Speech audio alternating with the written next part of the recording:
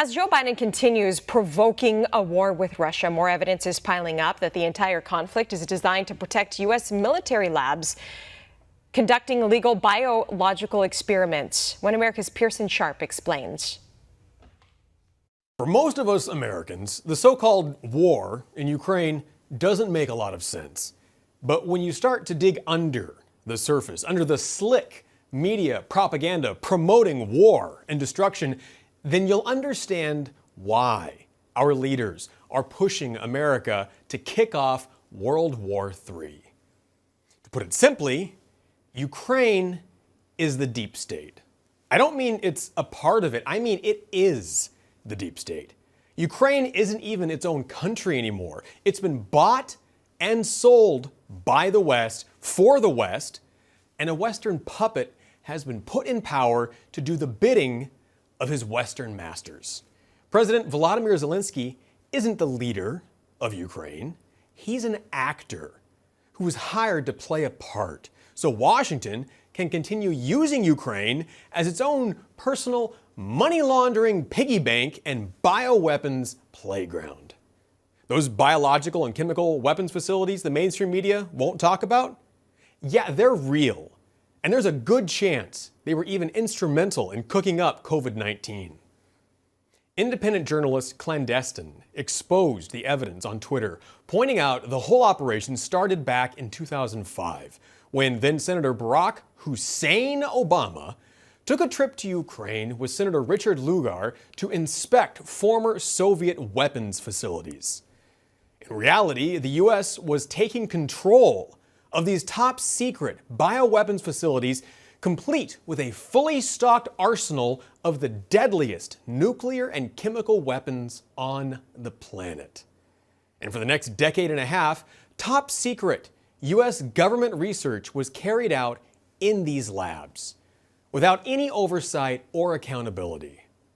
That's how Joe Biden and his son Hunter were able to get their foot in the door with Hunter's company, Metabiota.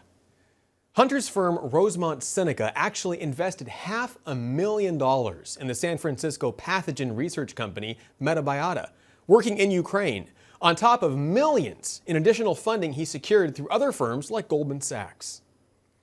The situation came to a head in 2014 when Obama's regime, including the CIA and Assistant Secretary of State Victoria Nuland, toppled Ukraine's democratically elected government with a fake civil war. A leaked phone call actually exposed Nuland plotting how Ukraine's new government should work. I don't think cleats should go into the government. I don't think it's necessary. I don't think it's a good idea. Flash forward to 2022 when Washington vehemently denied there were any biolabs in Ukraine or that the U.S. had anything to do with them, mocking the people who question the narrative as nothing more than dirty conspiracy theorists.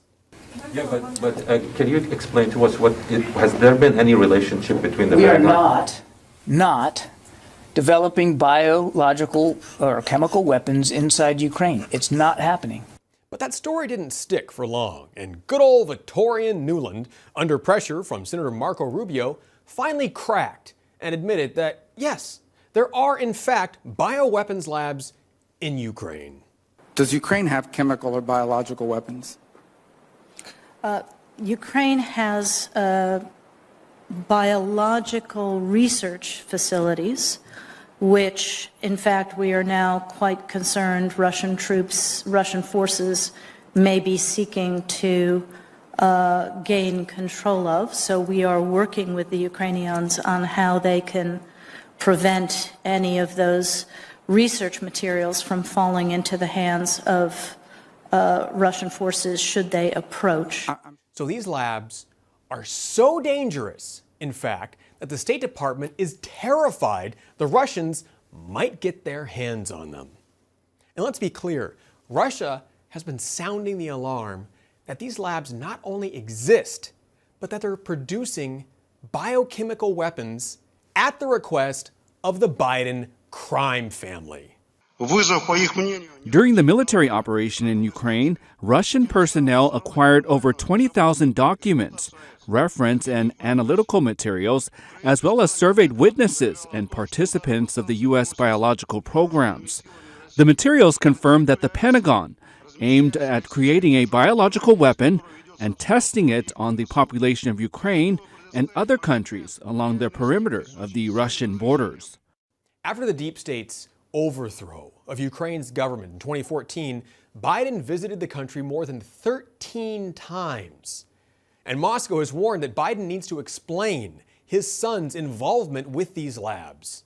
We can confirm that the Kyiv regime is engaged in military biological programs financed by the United States of America. It's impossible these programs were used to benefit science and peace because they were financed by the U.S. Department of Defense. The Pentagon and Joe Biden must officially explain to the global community about the programs in Ukraine. And as it turns out, the Russians were right.